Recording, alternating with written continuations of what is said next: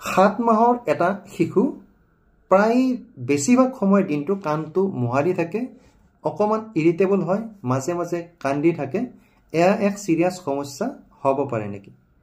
এই ভিডিঅ'টি আৰম্ভ কৰাৰ আগতে মই আপোনালোকক প্ৰথম 2025 ইংৰাজী নৱবৰ্ষৰ শুভেচ্ছা জ্ঞাপন কৰিলো। হ্যাপি নিউ ইয়াৰ। এতিয়া আমি আলোচনা কৰিবলগীয়া বিষয়টো হৈছে যে 7 মাহৰ এটি শিশুৱে কাণটো বাৰে বাৰে মোহাৰি থাকে, এয়া কিবা সিৰিয়াস সমস্যা হ'ব পাৰে নেকি?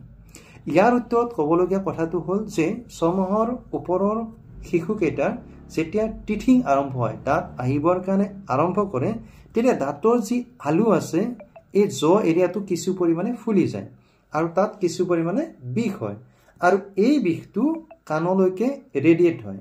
সেইকাৰণে শিশুটোৱে এই বিষটো পৰা নিজে নিজে উপক্ৰম পাবৰ কাৰণে এটা চেষ্টা চলায়, বাৰে বাৰে কাণ দুখন মোহাৰি থাকে।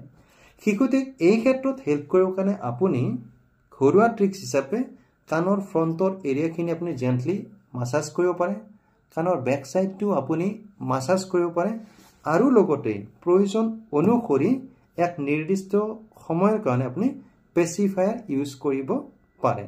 পেচিফায়াৰ ইউজ কৰিলে এৰিয়াখিনি মুভমেণ্ট হোৱাৰ কাৰণে বিষৰ পৰা কিছু পৰিমাণে উপক্ৰম হ'ব। আনহাতে বিষ যদি বেছি হোৱা লক্ষ্য কৰিছে বা এইখিনি ট্ৰিক্স মানি চলাৰ পিছতো দেখিছে শিশুটোৱে বাৰে বাৰে কষ্ট পাই আছে, তেন্তে আপুনি আপোনাৰ ডক্টৰে ৰিকমেণ্ড কৰা পেৰাষ্টেমল জাতীয় ড্ৰপ বা চিৰাপ আপুনি দিব পাৰে নিৰ্দিষ্ট ড'জত।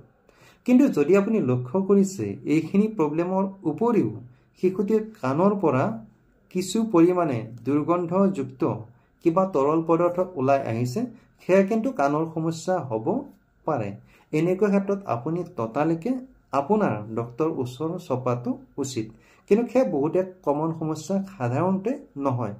গতিকে আপোনাৰ 6 মাহৰ ওপৰৰ শিশুটিয়ে যদি কাণ দুখন বাৰে বাৰে মোহাৰি আছে, সেয়া কোনো সিৰিয়াস সমস্যা নহয়। সেয়া আপোনাৰ কাৰণে এক শুভ সংবাদ যে শিশুটোৱে ডাঙৰ হৈ গৈ আছে, এক নিউ মাইলষ্টনো আপোনাৰ পাবলৈ আৰম্ভ কৰিছে। এয়া হৈছে আজিৰ ভিডিঅ'টিৰ পৰা আপোনাক জনাবলগীয়া। Thank U.